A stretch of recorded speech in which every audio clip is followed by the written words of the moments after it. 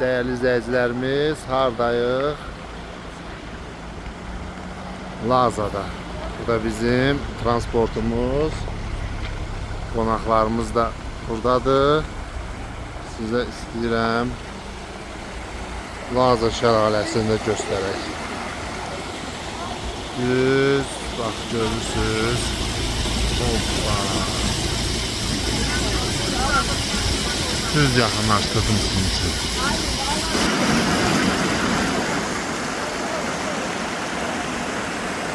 Evet, değerli izleyicilerimiz, bugün hardayıq? Möhtəşəm diyar Laza şəlaləsindəyik.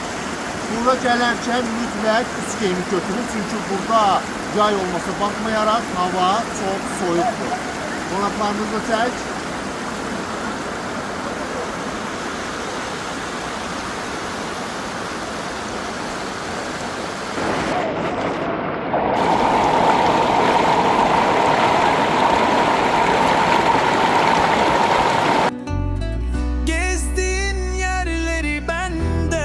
Çok gezdim, aşkının ateşinde gizlice yandım. Artık bahar değilim, çaresiz bir kışım.